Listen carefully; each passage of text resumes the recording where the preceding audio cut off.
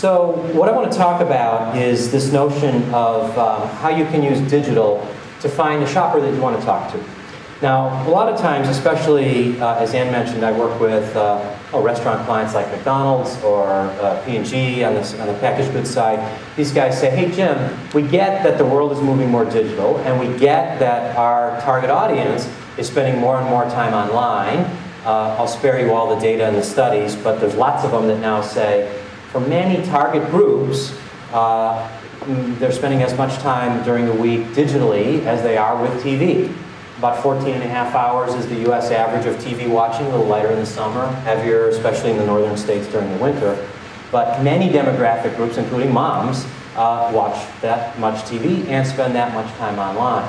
So marketers, brand marketers and retailers say to me, I get that, except I can't sell a cheeseburger online with a Visa card, right? Like, easy for Expedia to do, easy for eBay and Amazon to do, not so easy for Hirsch's Chocolate Kisses, Almond Center, Special Easter Wrapper, right? Like, that stuff's got to go through the channel.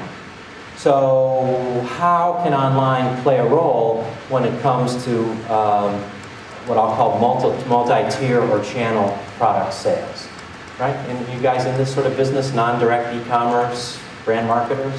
Yes? Okay. So what I want to share with you is this idea of how you can use both search and display advertising, commonly called banner ads, to help you reach the shoppers that you care about while they're spending that time online, maybe when you have a product or if you're a retailer who's not exactly selling that stuff immediately with a credit card online. So it's a simple idea, simple concept we want to go through here for 30 minutes. But before I dive into that, is that what everybody expected, or was there a study of Google users at the early part of this year? Did I just lose that? We did a study with Google users at the early part of this year, and we asked them, obviously the world has changed since last fall, how have your shopping habits changed since then? And apropos to what I was just saying, a little more than half of people said they're going to spend more time mood lighting. They're going to spend more time researching products online before they go to the store to buy them. And that was sort of what the data showed, but when we did some one-on-one interviews and some focus groups, not surprisingly, people said, hey, look, the household budget is tighter. I need to be much more choiceful with exactly what I buy and get smarter about it beforehand. And even if I have to go to Home Depot, or if I have to go to Safeway, or if I have to go to Walgreens to ultimately buy it, I want to be smarter about it before I get to the shelf. The second is, not surprisingly, the number one way that people said they're going to try and get smarter before they go to the shelf is by searching. And also, though, for those products that are sold online, a good number of people in the early part of this year said that they expect to, in fact, purchase more online. A number of reasons. We're not going to dive into the online purchases a whole lot today, but some of it was they felt they could get a better deal online versus at shelf. And others, remember the first quarter earlier in this year, people said, well, gas is expensive, I'm not going to make 72 trips.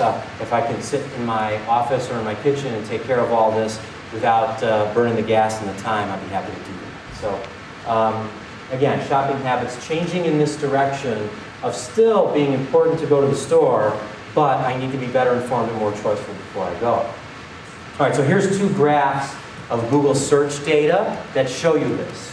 So the green line, the lower line in both cases, is search behavior during 2007. The blue line, the upper line, is search behavior during 2008. So we took a bucket of keywords that were all related to bargains, deals, discounts, coupons, sales, specials, etc. And we looked at all those search terms and said, how frequently are people looking for those this year versus a year ago? And as you can easily see on the top graph, there's clear separation, a clear increase, that people are looking for deals more often. Probably not surprising to you. You may see that in your own business. You probably didn't come to pay and join this excellent conference just to only hear that. That's pretty obvious, just that our data indeed backs that up. But perhaps more interesting is it's not just that people are looking for deals. This is actual search data that backed up the survey we did that I showed you on the previous slide that said, it's not just about getting something cheap, it's about getting exactly what I want. And so you see here that reviews, price comparisons, analysis, all kinds of those expository and researcher keywords rose considerably, especially you can see in about the October timeline last fall, right?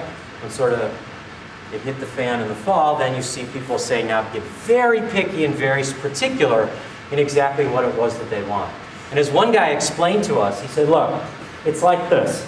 I used to take my family out for dinner once during the week, maybe like Wednesday night, and pretty much always on Friday and Saturday. They're not fancy places, but you know, it would end up being 3 times a week, times 4 or 5 weeks in a month.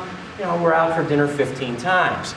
So, you know what? If a place doesn't have exactly what we all want, maybe the kids' menu isn't ideal, maybe the parking situation's not perfect, we can overlook it, right? Because there's going to be 19 more restaurants in the month, so it doesn't have to be the exact one perfect thing.